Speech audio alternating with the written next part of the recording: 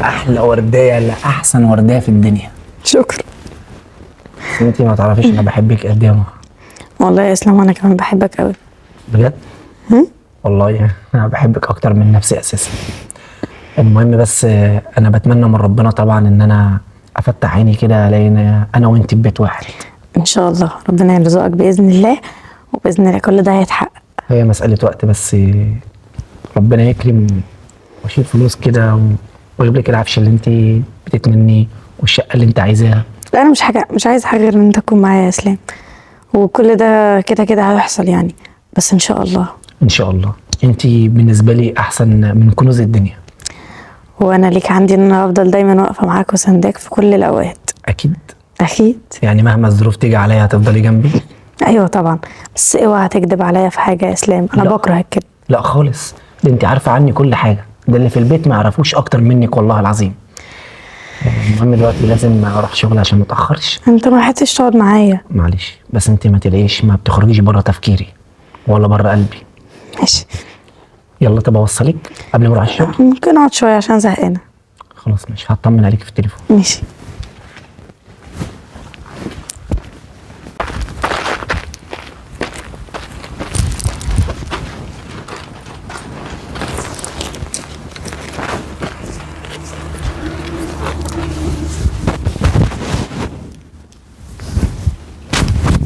توكلنا على الله يا كريم يا رب.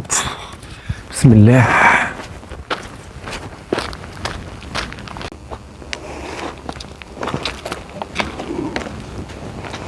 اخيرا بقى هحقق حلم اتجوزك يا اسلام.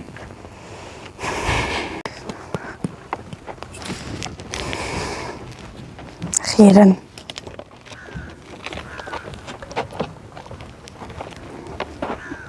ايه ده؟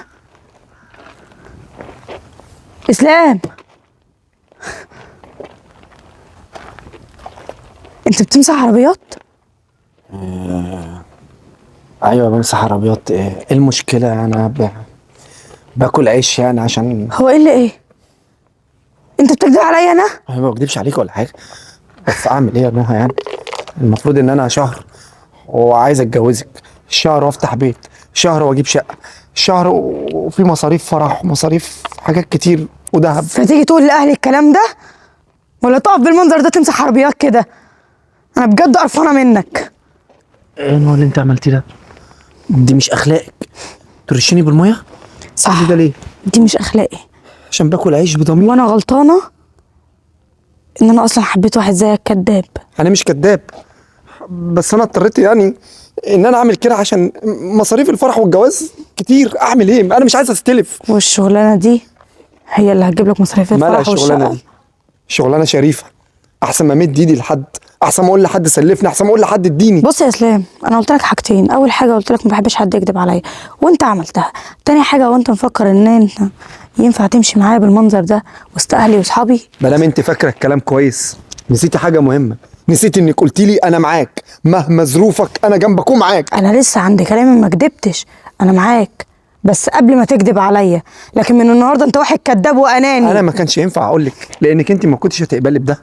والله كان الاختيار يبقى اختياري بقى. تيجي تقول لي انا وافق ارفض، دي حاجه ترجع لنا ما ترجعلكش انت، مش انت اللي تحدد مصير اختياري. يا نهى، الحياه يعني مش بالطريقه اللي انت متخيلها دي. بلام شغال شغلانه شريفه، ايه المانع؟ انا ما بعملش حاجه غلط. المنع ان انت تكسفني وسط اهلي واصحابي، المنع ان انا لو حد من اهلي شافوك بالمنظر ده، او معلش افرض كده مثلا صدفه عمي مثلا في مكان وراكب عربيته وانت جيت تمسحها له، هيبقى منظرنا انا ايه قدامه؟ بالنسبه لي انا عادي عشان باكل عيش، بالنسبه عشان لك بجيب عادي. فلوس. بالنسبه لي لا، وعشان اخلص الموضوع ده مش عايزه اعرفك تاني. هتندمي على اللي انت بتقوليه ده. انا بكافح بضمير، بكافح بشرف، وبعدين الشغل مش عيب. ايه المانع؟ وعلى فكره يا نهى، ده مش طموحي، بس قلت حاجه تسند لحد ما اتجوزك. ما تنسيش ان انا مؤهل عالي ودي مش شغلتي، بس يعني حاجه تسند جنب الكافيه اللي انا والله وانا قبلت بيك كنت تيجي تقول لي وانا اختار او ارفض، انا حره، دي حياتي انا وانا اللي هعيشها. لكن بعد كده انت كدبت عليا، يبقى خلاص ما فيهاش كلام تاني. مش عايزه اعرفك تاني ولا اشوفك في حياتي. يا نهى، يا نهى اسمعيني. قلت لك ما بقاش في كلام بينا. في ايه يا بنتي؟ في ايه يا اديني بنتي؟ فرصه افهمك. تفهمني؟ انا قلت لك مش عايزه اعرفك تاني. ما تمشي بقى. ايه يا بنتي اللي عملتيه ده؟ امشي.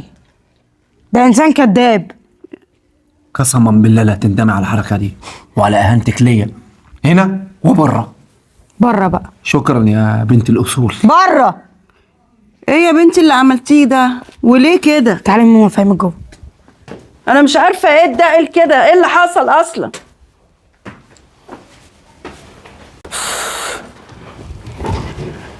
ايه يا بنتي اللي حصل؟ وليه بتعملي فيه كده؟ عشان هو انسان كذاب. كداب قال ايه ولا عمل ايه؟ هو قايل لنا ان هو شغال ايه؟ ما تردي يا ماما. شغال اللي شغاله، يعني ايه اللي حصل؟ طيب الاستاذ امشي الاقيه بيمسح عربيات؟ انا خطيبي بقى بيمسح عربيات يا ماما؟ طب وهو قال لك عمل ليه كده؟ اصل انا جنب شغل الكافيه انا بحاول اجيب فلوس تانية عشان خاطر الجوازه. الشغلانه دي اللي هتجيب له الجوازه. على العموم انا مش عايزه الشخص ده تاني في حياتي وخلاص، الموضوع انتهى وانا فشكلت اصلا معاه. طب يعني ما قالكيش قبل ما يدخل يشتغل الشغلانه دي؟ ما قاليش حاجه يا معاكي ماما. كلام ولا اي حاجه؟ لا ما قاليش حاجه. هو انسان كذاب وعارف ان انا موت يسيم اللي يكذب عليا. وبعدين بصراحه كده مش هينفع. احنا من العيله كويسه وعمي انت عارفه هم ايه طبعا. مش هينفع مره واحده كده اجيب لهم خطيبي او جوزي بيمسح عربيات. ازاي يعني؟ هي غريبه فعلا، بس المفروض كان قالك. يعني هو مش كل مثلا اللي مزنوق وعايز يجهز، ما احنا عارفين انه هيجهز وعارفين اللي عليه. كان يجي يقول لي بس يسيب لي كان انا يقول. الاختيار. ايوه. لكن هو كذب عليا فهو حر. على العموم خلاص انا اتخنقت من الموضوع ده اصلا. مش عارفه ايه ده. ليه؟ انا اصلا ما استاهلوش. انا استاهل واحد كده محترم ابن ناس من مستوانا. انا اللي كنت غلطانه من الاول ان انا مشيت ورا قلبي مش عقلي. استغفر الله العظيم يا رب. ربنا يهديكي يا بنتي. انا داخله اوضتي انا اتخنقت. حاجه غريبه قوي قوي، يعني مش عارفه ايه اللي خلاه عمل كده. ايوه اتفضلي اتفضلي يا ماما. بتنور. اتفضلي يا ماما. منوره. طب اقوم اجيب لك حاجه تشربيها؟ لا لا ولا اي حاجه ولا اي حاجه. انا جايه بس علشان اقول لك كل شيء اسمه نصيب. ايه؟ إيه ليه يا طنط؟ في ايه عملت انا ايه؟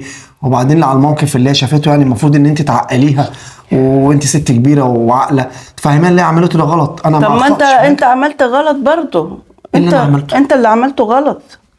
يعني احنا خدناك وردنا بيك على مبدأ معين، على شغلانه معينه، لكن تقول انا بشتغل سايس عربيات جنب شغلي علشان اجهز وعلشان هجيب وهجيب. لا ما ينفعش. طب اعمل ايه يا ماما؟ وبعدين الشغل ما مش عيب. ينفعش.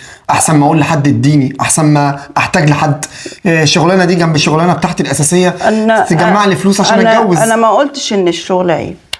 اي شغل مش عيب، بس نبقى عارفين بيه وتقول لنا قبليه ان كنا نرحب بيه ولا ما نرحبش بيه. ما كانش ينفع اقول يعني النوع اللي انا بعد ما ينفعش مستوانا لا يصلح ان انت تشتغل الشغل. مستواكم يعني لا، ما توافقوا بيه لما اكون ابقى مدير او حد تقيل؟ يعني انا غصب عني يا ماما والله العظيم انا بكافح. وبعدين انا مؤهل عالي زي ما انت عارفه. انا بكافح عشان احنا في زمن وحش. الزمن اللي احنا فيه صعب. شغلانه جنب شغلانه تانية تسند في الحياه، تسند في المصاريف. طيب لازم نبقى عارفين بيها. مش هتوافق بنتك طب ولا مش انت؟ هنوافق بيها يبقى يعني انت بتحطها في الامر الواقع علشان هي مش هتوافق وانا مش هوافق.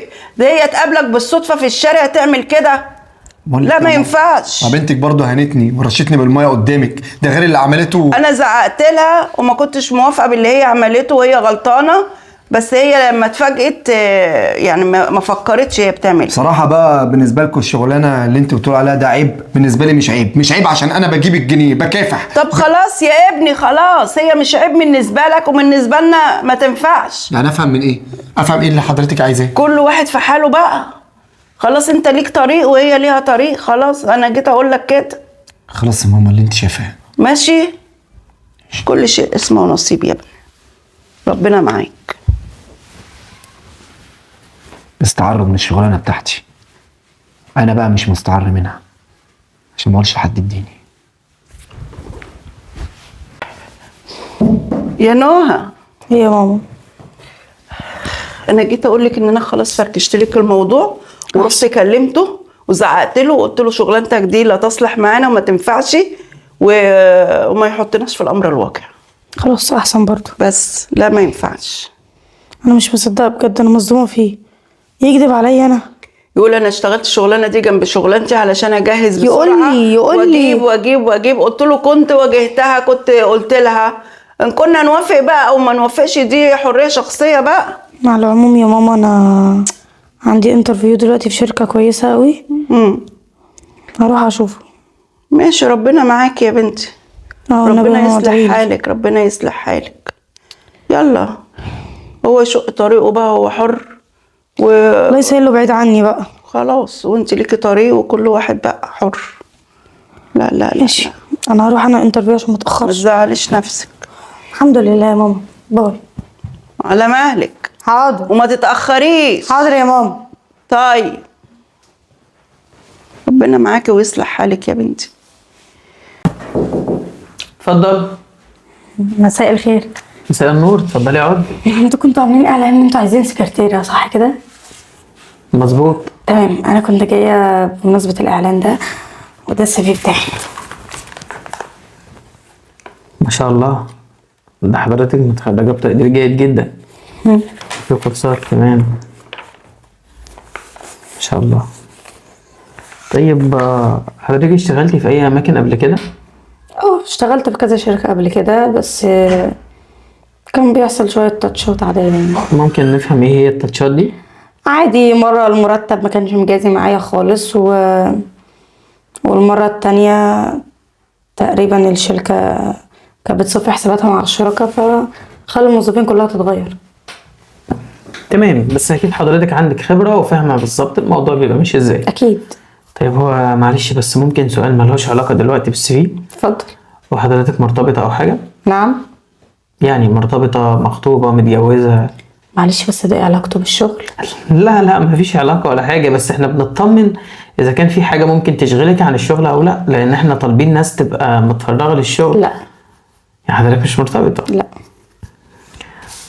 طيب تمام جدا يا أستاذة نهى.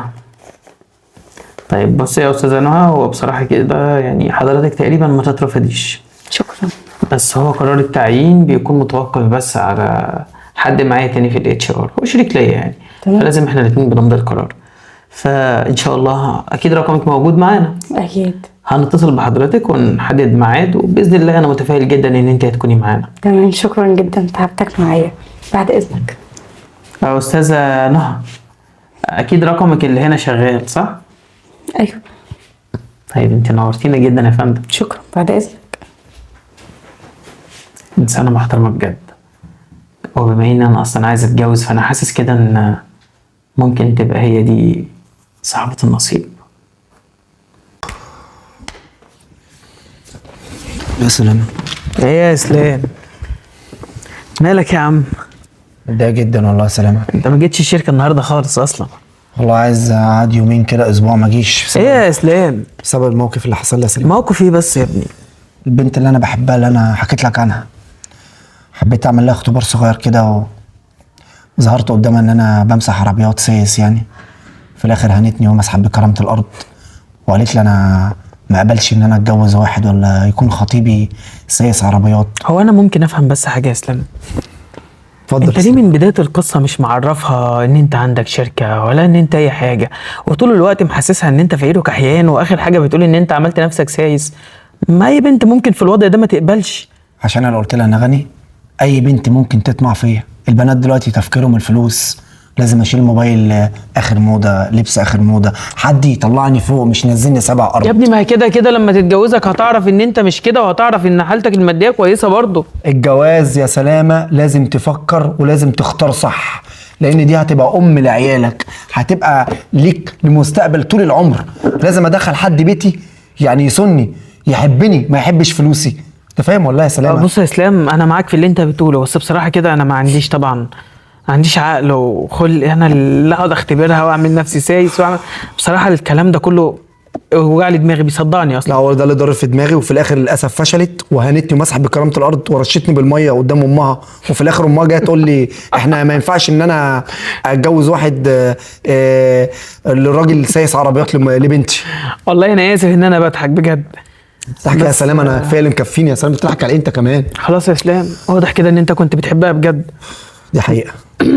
طيب عموما يا صاحبي، ربنا يعوض عليك، وان شاء الله هتقابل الاحسن منها، وهتقابل واحده تختبرها وتعمل اللي انت بتقول عليه ده وترضى برضه وتبقى لا تمام. لا لا لا انا خلاص ثقتي بقت صفر، انا جواز نو، مش هفكر في طب اي واحده اسمع تانية. بقى، ركز بقى معايا. انا بصراحه كده كنا طالبين واحده سكرتيره طبعا في الشركه، انت عارف. ايوه عارف. جت بقى النهارده واحده، بس بصراحه كده انا مش عايزها تتوظف في الشركه معانا. مالك يا سلام، ما راحكش مش عارف. فلك؟ مالك يا ابني في ايه؟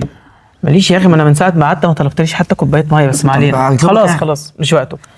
المهم، هي دخلت دماغي جدا بصراحه، وانا اتحججت ان انت معايا شريك وان انا ما رضيتش اعينها وكده. تمام. بس انا هتصل اعرف تفاصيلها، وبصراحه كده انا حابب ان انا اتقدم لها. ايوه انا داخل ايه بالموضوع مش عارف. يا اسلام، ما انت زي اخويا هتيجي معايا طبعا، بما انك كنت خاطب قبل كده ففاهم يعني ايه اللي بيتم يعني والكلام ده. هنروح نخطبها لك يعني. بالظبط، انا هشوف بيتها فين ونروح. والله يا ونتقدم سلام لها انا وكده. اتعقدت من كل البنات والستات بس عشان حبيبي انت انا اللي أخويا. هخطب. ما مش عايز اشوفهم، بس عشان اخويا هقف جنبك يعني، وربنا يسترها وتكون الزوجه الصالحه ان شاء الله هتبقى الزوجه الصالحه. باذن الله. انا هروح بس كده ايه اجس النبض طب بس وأشوف. هتروح فين جيز نفط يا ابراهيم؟ تشرب حاجه بس؟ إبراهيم بس يا ليمون. عم اسلام، ليمون يا ابني. شربت انت يا اخي وهديت اعصابك. ماشي خلاص هكلمك.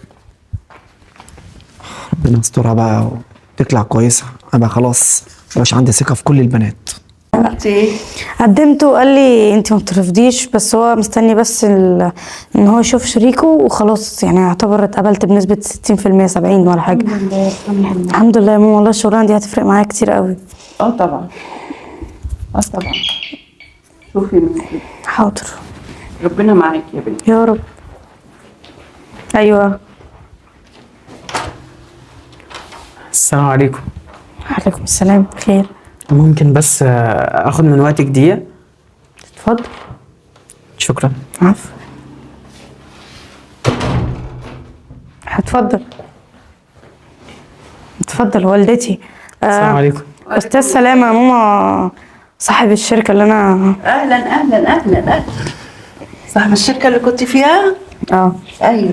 اهلا وسهلا. نورتنا. بصراحه كده هو الموقف غريب، بس انا ما قدرتش استنى. انا جبت طبعا عنوان استاذه نهى من السي في بتاعها اللي هي مقدمه بيه عندنا في الشركه. خير يا ابني. كل خير ان شاء الله يا حاجه. هو السي في حاجة ولا ايه؟ لا لا لا خالص، ده كله ما شاء الله يعني. CV كويس جبتوها جدا. تشتغل يعني ولا في ايه؟ بصراحه لا، لان انا مش عايز مراتي تشتغل. نعم. مش عارف انا دبش ازاي كده. ايه ده؟ ازاي يعني؟ بص يا ست الكل، انا مرتبك بس انا مش عارف المفروض يحصل ايه، وانا ماليش حد، انا ماليش اهل حتى يعني. انا كل اللي اعرفه في حياتي هو صديق ليا بس وشريك معايا في الشركه يعني. فانا مش عارف المفروض كنت اعمل ايه، بس انا ما بعرفش الف وادور. فبصراحه كده انا كنت بدور من فتره على انسانه كويسه جدا اتجوزها وكده يعني. واستاذه نهى اول ما دخلت انا حسيت ان هي الشخص المناسب اللي انا بدور عليه. انا؟ بصراحه كده مش عارف اللي انا بقوله ده صح ولا غلط، بس انا ما بعرفش الف وادور وما بعرفش يعني احور. انا اللي بسمعه ده. فانا بصراحه كده جاي وبتمنى يعني لو انتوا بالنسبه لكم وكل طلباتكم اوامر طبعا، ولو انتم موافقين انا ممكن اجيب صاحبي واجي عادي نتقدم، واللي انتوا عايزينه كله احنا تحت امركم فيه. يعني ازاي هنقول لحضرتك لا؟ لا طبعا حقها يعني. انت شاب زي القمر. الله يكرمك يا حاج. وسمح. الله يكرمك يا أم. وايه رايك؟ اللي تشوفيه يا ماما. ابن حلال وطيب صح؟ اللي انت تشوفيه يا ماما. خلاص نقول مبروك. الله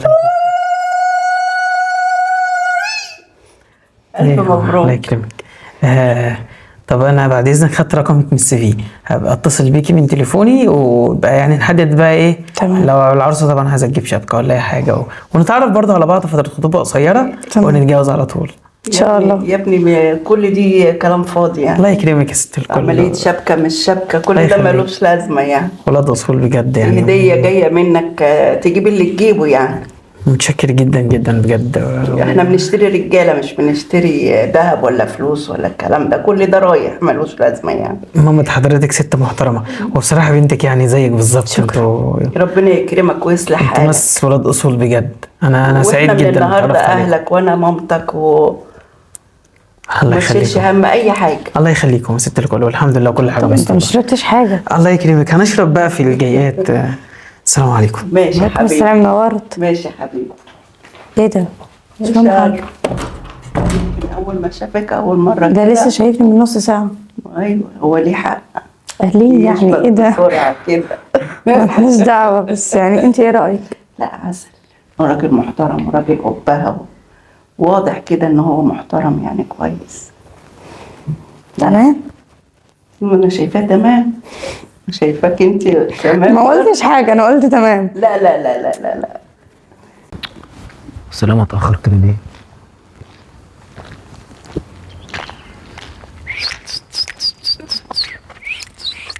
ده انا اول مره اشوفك بتسافر وبتغني، دي انت صاحب شركه، الناس هتضحك عليك. يا ايه سلام. المشكله يا عم؟ يعني هو صاحب الشركه ده مش انسان؟ ماشي برضه، أنا بس انت نضارة. ليك هيبه برضه يا سلام. يا عم بلا هيبه بلا ما هيباش بقى. كلمتني تعالى ضروري وعايزك وجيت لك اهو. ايه بقى؟ بص يا اسلام، بس إيه؟ بصراحه كده انا اسعد حد في الدنيا. يا عم ربنا يسعدك. انا عملت حركه مجنونه. اقول انا عارف ان انت اصلا كده كده مش مجنون. انا لقيت نفسي بقى لسه هستنى واصبر. امم انا خدت عنوانها من السي في البنت اللي حكيت لك عنها، ورحت بيتهم. رحت لها. انت مجنون فعلا. يا عم اقعد بقى. رحت بيتها ازاي يا على طول سلام؟ بقى، خليك جراء. احنا انت لسه قدمت بقى- لها يعني؟ على طول وش. يا ابني ما وما تسألني. كانت معاها يا باشا وقبل وطلع. بص، ناس يا اسلام قمه في الاصول. انا عايز اقول لك لو لفيت الدنيا مش هلاقي زيهم. والله هم لو لفوا الدنيا مش هلاقوا زيك، عشان انت من الاخر بقى سلامه، انا اسف، انت يعني حد اهبل. المفروض تسال عليها، مش تروح على طول خبط كده تقول لهم انا عايز اتجوز بنتكم. اسال واحد خبره زيي. بقول لك ايه، بقول لك يا اسلام، انت بقالك 3 سنين كل شويه تخطب وتفركش تخطب وتفركش بسبب الهبل اللي انت فيه ده. عشان ما عندهمش اخلاق، عشان بيبانوا على حقيقتهم. ما انا ليه بعمل لهم اختبار عشان اعرف معدنهم ايه، وفي الاخر معدنهم زفت. بقول لك ايه، خليك بقى انت في اختباراتك وسيبني انا في جوازي. لا. انا دلوقتي حددت معاها موعد وقلت لها ان شاء الله هجيب صاحبي ونروح بقى نتكلم في التفاصيل وكل حاجه. مش هينفع اسيبك، اسمع كلام اخوك. ماشي، ما تسيبنيش، انت تعالى عارف- معايا نتقدم. ماشي بقى، انا هتقدم وكل حاجه اعملها لك، بس اسمع كلامي. لو مره واحده في حياتك انا اعمل لها اختبار صغنن قد كده. اختبار يا عم؟ انا ماليش دعوه باختباراتك بقى والجنان بتاعك ده يا عم إسلام. انا اللي هعمل الاختبار، انا اللي هعمله. يعني ايه اسمع. تعمل اختبار؟ مش فاهم. بص اقول لك حاجه، اسمعني للاخر وانا هوافقك على اللي انت هتقوله. ارمي بقى فلوس في الشارع. لا لا لا لا لا مفيش الكلام ده. انت هتاخدها تقول لها تعالى اخرجك ولا حاجه، هتخرجها خلاص هتبقى مراتك بقى المفروض. فانا هنعكس شعري واعمل نفسي بياع مناديل واخش عليها انكشها. كلمتني باسلوب كويس وادتني فلوس، او كلمتني ليها علاقه بالانسانيه، خلاص حلال عليك وربنا يبارك لك فيها. هنتني وزعلتني وضايقتني، يبقى البنت دي ولا تفهم في الاصول ولا هي ولا امها. اسمع كلام اخوك، ده جواز مستقبل عيال. يعني انا هتخش هحكم. بيتك. يعني انا هربط جوازي بالانسانه اللي بحبها بان هي هتعامل واحد بياع مناديل كويس ولا وحش؟ عارف ليه؟ لان وارد لما تتجوزها انت قدر الله تتعب، فهتقف جنبك ولا لا. لو هي ما عندهاش اصول ممكن تبيعك، تقول لك ايه القرف ده، انت بص انسان يا مريض. اسلام، بص يا اسلام، انت بس عشان صاحبي من زمان وانا بعتبرك اخ، فانا هعمل بنصيحتك. يعني ماشي، الحوار مش هخسر فيه حاجه. ماشي يا عم، تعالى بيع مناديل، انت اللي هتتنعكش مش انا. يا عم ماشي، انا بس عايز طيب. اطمن على مستقبلك يا يا عم سلام. مستقبلي بس، استناني يا عم على اول الشارع وانا هتصل بيها اطلب منها نخرج، وانت يا عم بالمناديل بتاعتك دي بقى تعالى عرض علينا واشوف رد فعلها هتعمل ايه. خلاص ماشي يا اخويا، هو ده الحل. يلا السلام عليكم. وعليكم السلام يا اسلام. اختباراتك دي غريبه قوي، انا ما اعرفش انت فيك ربع طاقه ولا ايه، بس عموما انت هتخسر يا سلامه. عادي، ادينا هنشوف. رد غبي. طب ما كنا نشوف بياع مناديل بجد. بس اقول لك ايه، احنا لسه هنشوف بياع يبقى مننا فينا. هرن عليها تجيلي. ايه ده؟ مين الرقم ده؟ الو. الو السلام عليكم. وعليكم السلام، مين؟ انا سلامة يا نهى، المفروض بقى خطيبك. ازيك يا سلامة؟ انا تمام، انت عامله ايه؟ الحمد لله، خير، في ايه؟ انا حبيت ارن عليكي من رقمي عشان كده ما كانش معاكي رقمي. فكده بقى تسجلي. على فكره انا عايز اقول لك على حاجه. اتفضل. مامتك دي ست كويسه جدا، انا ارتحت جدا في البيت ده وحسيت ان هو بيتي. شكرا، ربنا يخليك، ده من ذوقك. بص انا عارف ان كل حاجه بتيجي بسرعه والموضوع غريب واكيد انت مرتبكه، بس بتهيألي كده هيبقى كويس. يعني احنا ممكن نتعرف على بعض عادي بس في اطار رسمي. انا كده قاعد انت في مقام خطيبتي، فاللي بينا هيبقى رسمي، مفيش مشكله ولا ايه؟ تمام. انا بصراحه كده انا من ساعه ما شفتك وانا حسيت كده ان انا يعني بدور عليك من زمان، حسيت ان انا اعرفك اصلا من فتره طويله. شكرا يا سلامة، ربنا يخليك. بصي هو انا محتاج بس منك اننا نتعرف على بعض اكتر، يعني يا ريت لو نتقابل احكي لك عني تفهمي اكتر عني. هو انت مش شايف ان انت بتطلب حاجات بسرعة قوي؟ نتقابل ايه؟ احنا لسه، ده انت لسه شايفني النهاردة. كله بخير الحمد لله. ما هو ممكن بسرعة بقى بس ده أحسن لأنه العمر مفيهوش كتير. بس مش للدرجة دي، احنا لسه ما نعرفش بعض. معلش يعني انا اسفة. اقابلك بتاع ايه؟ بتاع إن أنت خطيبتي ومامتك وافقت، وبعدين أنت هتطلبي من ماما إن أنت رايحة تقابليني عادي ومش هنتأخر وهيبقى في مكان عام، وإحنا مش هنعرف بعض غير لو اتقابلنا، فطبيعي نتقابل عشان نتعرف على بعض. تمام يا سلام، هقول لماما وابعت لي اللوكيشن على الواتساب. تمام ماشي، أنا مع السلامة. مع السلامة. مش فاهمة حاجة، كل حاجة بسرعة قوي. بس لما نشوف. ماما. ماما. نعم. بصي. مالك حيرانة ليه؟ في ايه؟ مش سلام عايز يقابلني النهارده. ايه؟ سلام عايز يقابلني النهارده. كلمك امتى طيب؟ لسه دلوقتي. قالك ايه؟ هو انتي فرحانة ليه؟ ما اعرفش يعني، هو مفيش، إنسان كلمني وقال لي انا محترم. عايز نتعرف على بعض اكتر وانا مرتاح لك، حاسس ان انتي هتبقي الزوجة الصالحة ليا وشوية كلام كده يعني ما حفظتوش معلش. ف بس قال لي انا عايزه اقابلك، قلت له انت مش شايف الموضوع جه بسرعه قوي؟ قال لي معلش انتي هتقولي لمامتك وانا مش هاخرك. ما يجراش حاجة. نعم. هو الراجل محترم ودخل من الباب وما لفش من الشبابيك ما أنا كنت باخده وشغلته كويسة، مش زي السايس خلاص بقى خلاص. اقول عليه ايه بس، يلا منه لله. الله يسهل له، منه لله ليه، الله يسهل. خلاص بقى، هو الكذاب منه لله. الله. ما انا كنت كبر الموضوع عليه مفكره ان هي هتزهق قوي. لا لا لا، انسان محترم. يعني علشان تاخدوا على بعض اكتر. انت شايفه كده؟ تشوفي اسلوبه ويشوف اسلوبك. ايوه ما يجراش حاجه، ما هو جواز كده يعني. نعتبرها فتره خطوبه، ما هي فتره الخطوبه كده، امال بيخرجوا ليه يعني؟ يلا زي بعضه. يلا روح. روحي. يعني انت تمام؟ ايوه تمام. وشايفه ان ده الصح؟ ايوه عادي. حب روحي، ربنا معاكي. ايه ماله الراجل محترم، دخل قلبي، وما دام دخل قلبي يبقى خلاص. سلام. نهى كويس ان انت جيتي ما تاخرتيش. ازيك؟ اللوكيشن قريب قوي من البيت يعني. المهم مامتك عارفه طبعا وما فيش اي مشاكل صح اكيد كده؟ مش هنزل من غير ما اقول لها يعني. تمام. بصي انا عارف ان الموضوع غريب وانا مش مستعجل ولا مجنون ولا حاجه، بس انا ما بحبش ابقى عايز حاجه يعني واستنى عليها. هو انت منزلني عشان تقول لي كده؟ لا خالص، انا منزلك علشان نروح نقعد في اي مكان نشرب حاجه واحكي لك بقى عني وتعرفيني. انت طلبتي ان انت تعرفيني. طب يلا. طب يلا بينا. يلا بينا. يلا يا نهى، يلا خلاص المكان قريب من هنا. حاسه ان احنا مشينا كتير قوي بس تمام يعني. ناديليا. نهى. اسلام، انت بتعمل ايه هنا؟ هو ايه اللي نهى اسلام انتوا تعرفوا بعض؟ ده اسلام اللي كان خطيبي. هي دي اللي هتبقى مراتك؟ مالها يعني؟ كان خطيبي؟ هي دي البنت اللي انت حكيت لي عنها يا اسلام؟ ايوه، اللي ضحت بيا، اللي مسحت بالكرامه. انا ما ضحيتش بيك، انت اللي كنت انسان كذاب. مش انت اللي كدابه، بتبص للمظاهر وبس. ببص المظاهر. وافقت وايه اللي بسلامة عمل فيك طبعا كده؟ عشان سلامه صاحب شركه، عشان سلامه معاه فلوس، لا عشان سلامه هو اللي محترم. عايشك. مش عشان فلوس. مش محترمه عشان ما بتبصيش للمظاهر. احترم نفسك واتكلم معايا باسلوب احسن من كده. ايه ده يا صاحبي؟ هذا صاحبك ايه؟ بقول لك دي اللي مسحت بالكرامه. هو مين ايه اللي ده يا صاحبك؟ اسلام؟ هو ايه يا ده؟ صاحبي؟ مهما كان في الشارع وعمرنا ما ينفع نعلي صوتنا على بنت. ده راحت ولا جت بنت وماشيه مع صاحبك؟ مش طايقه اللي هي عملته فيا. ايه ده يا صاحبي؟ انا برضو طب ايه يا صاحبي؟ هتخليك معاه ولا امشي انا؟ هو ده سؤال تساله يا اسلام؟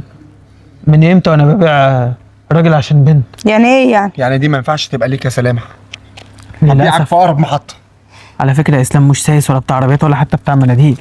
اسلام ده شريكي في الشركه اللي انا قلت لك عليه ان هو هيمضي التعيين. ومش يبقى هو الانسان كذاب ولا مش هو الانسان كذاب؟ كداب يا استاذه نهى. أنا بختبر اسلام كان أخلاقي. بيختبرك. تختبر اخلاقي ايه يا عم شغل الافلام ده؟ بس عادي مش هتفرق كتير، خليك مع صاحبك هينفعك. ما هو لازم ينفعني. شفت يا سلامه؟ يا ريتك يا اخي كنت وريتني صوره ليها، ما كنتش عملت كل ده.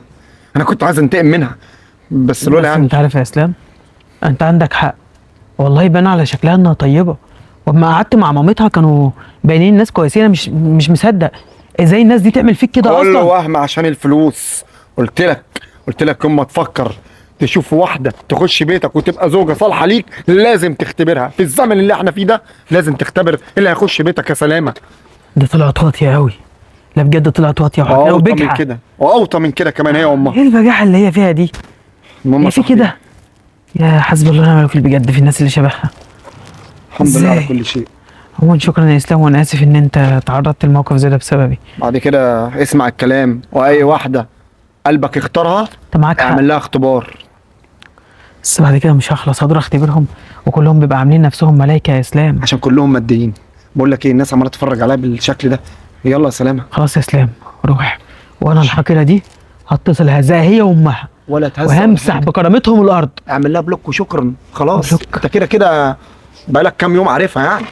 انا عايز اقول لك انا بقالي بالظبط حوالي 3 شهور وفي خلاص الاخر روح كنت يا سلام. عميان. روح يا اسلام. يلا.